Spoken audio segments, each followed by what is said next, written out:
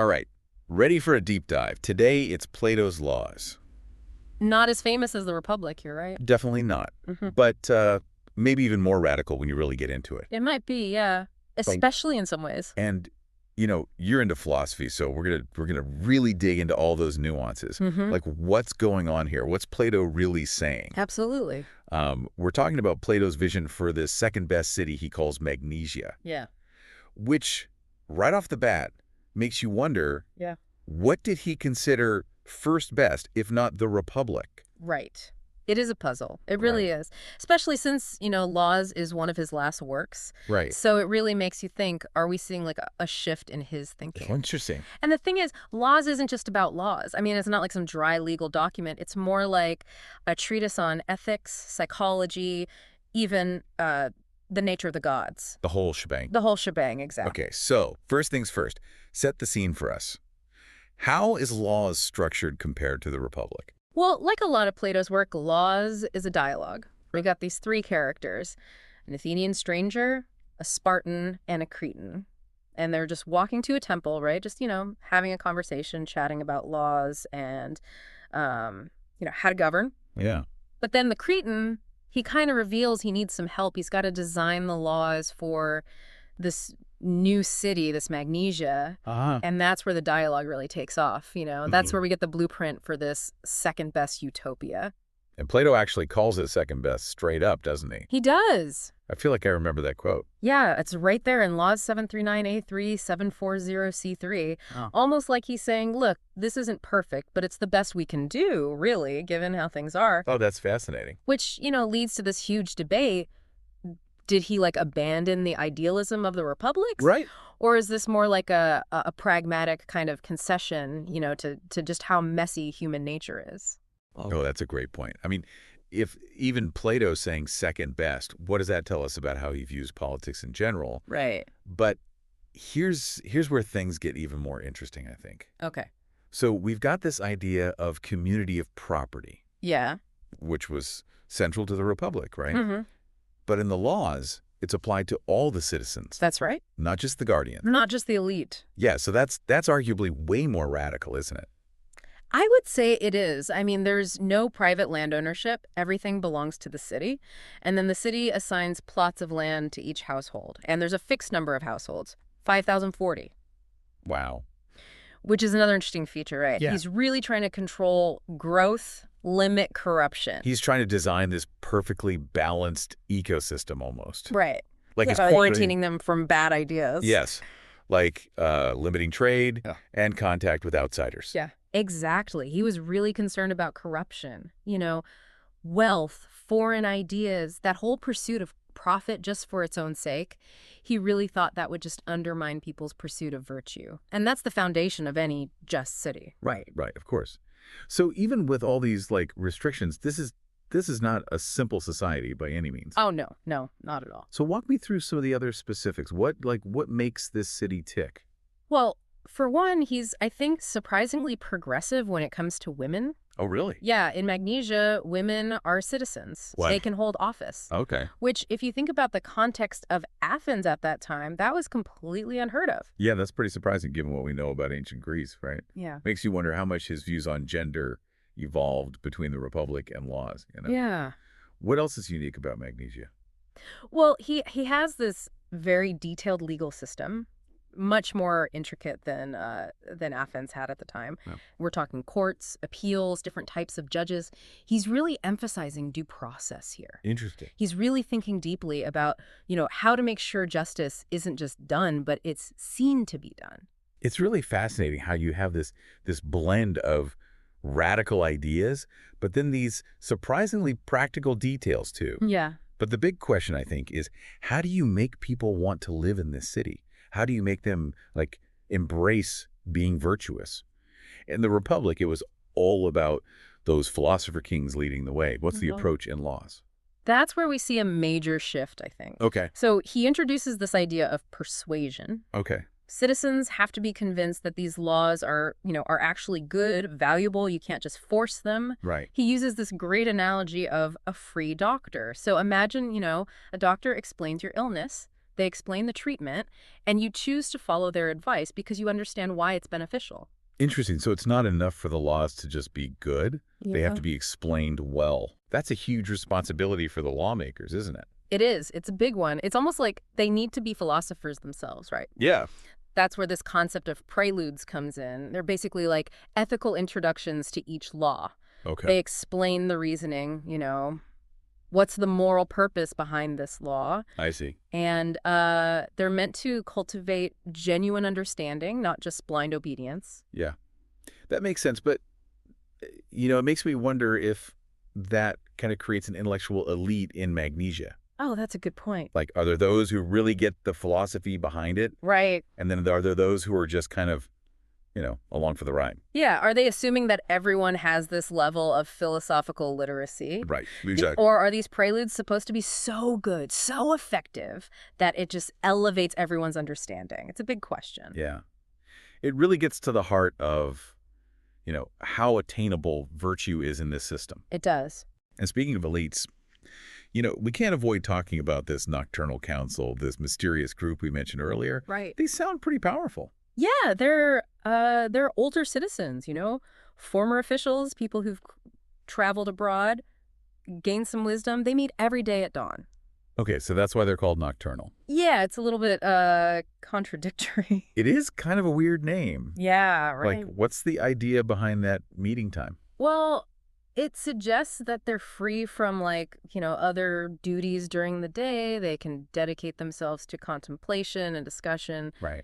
And initially, their role seems to be, more educational. They work with people who have been imprisoned for impiety, and they're trying to, kind of reform their beliefs. So they're like philosophical rehab counselors. Yeah, kind of. But I have a feeling there's more to it than that. Yeah, there's got to be more, right? Yeah. And things get really interesting in Book 12. Uh-oh. He kind of hints that the city should be handed over to the council, which has led to, tons of debate. Does this council have some kind of ultimate authority? Does that contradict everything he said about unchecked power? Okay, now we're getting into conspiracy theory territory. Right. Are these wise elders, secretly pulling the strings in Magnesia? I mean, the city has an assembly, it has courts, all these other institutions. Right. It does make you wonder, does this nocturnal council actually have real political power? It's the big mystery, right? Yeah. Are they more like an advisory body, just kind of, influencing decisions with their wisdom and experience? It's one of the most debated aspects of the laws. Okay, I'm hooked. We're going to have to unpack this more, I think. But first, I want to talk about, how are these virtuous citizens actually raised in Magnesia? This whole system depends on them actually being good. It does. And for Plato, education is key. Okay. But we're not just talking about reading, writing, arithmetic. Right. This is about shaping the soul itself, starting with this idea of correctly feeling pleasure and pain. That's the one I've been waiting for. It sounds kind of intense. Tell me more. It is intense. Oh, it's intense. Yeah. I mean, we usually think of education as knowledge, facts, skills, right? Right. But Plato is going deeper than that. He wants to shape how citizens emotionally respond to the world around them. So is he brainwashing them into loving virtue? That sounds kind of, dystopian. Not exactly brainwashing, no. It's more subtle than that. Think of it this way. From a very young age, education in Magnesia really emphasizes music and gymnastics. Okay. But, and this is important, it's not just any music or athletic training. It's very structured, harmonious, aimed at instilling a sense of order and beauty. So it's like associating those positive feelings with what Plato sees as good. But how do you get from liking a song to actually being a just person? I mean, that's a big leap, isn't it? Right. And that's where the ethical content comes in. So the music, the poetry, the stories they're exposed to, it's all carefully curated to emphasize tales of courage, moderation, justice. It's about subtly linking those virtuous actions to the pleasure they're already experiencing. So it's like conditioning, but it's aimed at the soul, not just behavior. Yeah, you could say that. Is there any evidence this actually works, though? Can you really train someone to feel pleasure from doing the right thing? That is the million-dollar question, isn't it? It's really hard to measure how effective this kind of education was, especially in the ancient world. But it's clear that Plato really believed that these early experiences would, form the foundation for a virtuous life. And it's not just about childhood, right? Yeah. You mentioned earlier that education in Magnesia is a lifelong thing. Oh, absolutely. It's completely woven into the fabric of their society. So citizens participate in these age-specific choruses, singing songs that reinforce these ethical principles. And even the elders, they gather in these symposia to discuss philosophy and keep their minds sharp. Mm. The idea is to keep the soul, quote unquote, young and malleable throughout life. It's like a citywide commitment to personal growth. Yeah. I love that. But let's move beyond the music and gymnastics for a minute. Mhm. What about other subjects? I mean, they have to learn practical stuff too, right? Of course. Yeah, in addition to the arts, there's a big emphasis on mathematics. Okay. Plato thought it was crucial for, developing abstract thinking, understanding the true nature of things.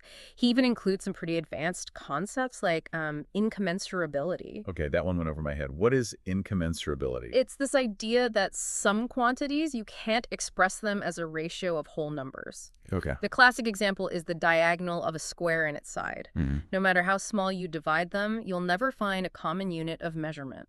Right, right. I vaguely remember that from geometry. Yeah. But what does that have to do with virtue? It seems pretty abstract. Yeah. Very mathematical. Well, that's exactly the point. To really grasp incommensurability, you have to use reason, logic. You got to go beyond what you can just see and touch. Plato believed that this kind of intellectual discipline is essential for understanding higher truths, including the nature of goodness and justice. So it's like training your mind to see beyond the surface, Yeah, to grasp those underlying principles of the universe. exactly. And that kind of thinking, it's crucial for making wise choices, for governing yourself and your city justly. But math isn't the only way to achieve this. Plato also includes astronomy in Magnesia's curriculum. Astronomy. So they're looking to the stars for guidance. Kind of, yeah. For Plato, astronomy is not just about stargazing. It's about understanding the order and harmony of the cosmos, that divine intelligence that's governing the universe. Right. Connecting to something bigger than yourself. Finding your place in the grand scheme of things. Exactly. And this actually ties into Plato's theology, which he lays out in the Laws. He's tackling big questions here, like what's the nature of the gods? Do they even care about humans? Can we influence them with our actions? He even addresses atheists. Wow. Okay. So is he arguing for, like, the traditional Greek gods? Not really. No, his view is much more philosophical. He argues that the orderly motion of the heavens, it points to this good, rational soul that's governing them. And that's what we call God in the Laws. Okay. So a more abstract philosophical conception of the divine. But that makes me wonder, if this God cares about the cosmos, why is there so much suffering and injustice in the world? It doesn't seem very orderly or harmonious, does it? That's a question that's haunted philosophers for a long time. And Plato doesn't shy away from it. He acknowledges that evil exists, but he suggests that it comes from, a lack of understanding, a lack of virtue in humans, not from some flaw in the divine order itself. So basically, we're the problem, not the gods. That seems to be his view. And it's connected to the ethical core of the Laws. Just as the divine aims for the best state of the cosmos, we as humans should strive for virtue. It's about aligning our actions with that cosmic order, contributing to the overall well-being of the universe. That's a lot of responsibility. Mm-hmm. But it also raises a question for me. If we're supposed to be so focused on the good of the whole, what about individual happiness? Where does that fit in? Right, and that's where things get really interesting. Plato argues that citizens shouldn't love themselves or even their possessions. They should love what is JCT. Wait, hold on. Not even self-love. That seems pretty extreme, even for Plato. It is radical, yeah. Yeah. And it directly challenges our modern emphasis on individualism. Plato believed that true happiness comes from aligning yourself with what is objectively good, with justice and virtue. So, like, transcending your ego and finding fulfillment in something larger than yourself, that's a tough sell, even Yeah. for a philosophy enthusiast like myself. It definitely challenges us to rethink our priorities, that's for sure. And remember, this is Magnesia we're talking about. It's Plato's ideal city. It's a blueprint for how things could be if everyone fully embraced virtue. Whether it's achievable in the real world, that's another question entirely. It is a thought-provoking vision, but it also brings up some practical questions. For example, how much individual freedom do people really have in this system? And who gets to decide what's just anyway? Is it those philosopher kings, or is it someone else? Excellent questions, and they really get to the core of that tension between individual and collective good, and that's something that runs throughout the Laws. We're going to need to explore that a bit more as we go into the final part of our deep dive. Okay, let's do it. I'm ready to tackle those big questions. Lead the way. All right, so we've talked about this incredibly detailed city of Church in a bit. Plato's designed Magnesia with its unique laws and institutions, a whole education system all about creating virtue. But I keep coming back to this tension. How much individual freedom do people really have in a system like this? Yeah, that's one of the most challenging questions the laws raises, no doubt. I mean, Plato clearly puts the well-being of the city as a whole above individual desires. But we have to remember he also emphasizes persuasion and education, Well, right? right. So it's not about just blindly following rules, it's about understanding the reasons behind them. So it's like you're giving up some freedom in exchange for living in this just and harmonious society. But then who gets to decide what's just in the first place? I mean, does this all come back to the philosopher kings like we saw in the Republic? Well, that's where things get really interesting. The laws is actually less clear about who has the ultimate authority compared to the Republic. We've got the assembly, the courts, all these different magistrates, and then, of course, that mysterious nocturnal council. Yeah, that council's still bugging me. Are they like philosopher kings in disguise? Or do they have a more limited role? That's a debate scholars are still having today. Some argue that the council, with their focus on wisdom and experience, it represents a shift away from that philosopher king model. It's more towards a collective kind of leadership. So instead of one brilliant person calling the shots, we had this group of elders deliberating, guiding the city. Right. That seems more in line with the emphasis on persuasion and, reasoned discourse that we've been talking about. Exactly. It suggests that good governance isn't just about enforcing rules, but fostering this culture of, thoughtful deliberation, really considering those ethical implications of every decision. That makes sense, but, it also makes me think, how do you make sure that the council actually represents the interests of everyone in the city? Mhm. And how do you stop them from becoming, just another power-hungry elite? Those are the crucial questions. And honestly, Plato doesn't give us easy answers. He seems to be relying a lot on the idea that these elders, because of their age and experience, they've kind of reached a higher level of wisdom and virtue. But is that a realistic assumption? I don't know. Yeah, it makes you wonder, even in Plato's ideal city, is there still this risk of corruption? That power might end up concentrated in the hands of just a few. Absolutely. And it really highlights how important it is to be vigilant, to have ways to hold leaders accountable, and to make sure those laws are actually serving the common good. So even in a city that's designed for virtue, you still need checks and balances, right? Institutions that keep any one person or group from having too much power. Exactly. And that speaks to a bigger point about the laws in general. This isn't some kind of utopian fantasy where everything just runs perfectly. It's more realistic, although still idealized. It's an attempt to wrestle with the complexities of actually creating a just and harmonious society. Yeah, it's like Plato's acknowledging that human nature is just inherently flawed. Even with the best intentions, the best laws, there are always going to be challenges, imperfections. That's right. And that's why the laws emphasizes this idea of constant striving, of never giving up on pursuing virtue, even when it feels really hard or even impossible. So it's not about reaching some perfect state of being. It's about this ongoing process, this journey of trying to live a good and just life, both individually and as a community. Yes, exactly. And honestly, that's a message that's still so relevant today in a world that often feels very far from Plato's ideal. The laws challenges us to really think critically about our values, to examine our own behavior, and to work towards a better future, even if we know we might never fully get there. It's a good reminder that creating a just and harmonious society, it's a journey, not a destination. It takes constant effort, reflection, and a willingness to face those tough questions. Couldn't have said it better myself. And with that, I think we've come to the end of our deep dive into Plato's laws. We've explored the city of Magnesia, its laws, its institutions, its education system, even its theology. We talked about individual freedom, the role of law, what leadership looks like, and, just that ongoing challenge of building a society that's just and virtuous. It's a lot to think about. It is. And we hope this exploration has given you a fresh perspective on this work. It's complex, it makes you think, and it's definitely stuck with me. Even though it was written, over 2,000 years ago? Mm-hmm. I think the laws still has so much to teach us about just being human, about the challenges of governing and, that age-old pursuit of the good life. I agree. So keep thinking about these questions, keep exploring these ideas, and maybe, just maybe, we can all do our part to make the world a little bit more like Plato's Magnesia. Maybe we can. Thanks for joining us on this deep dive. Until next time, keep seeking wisdom.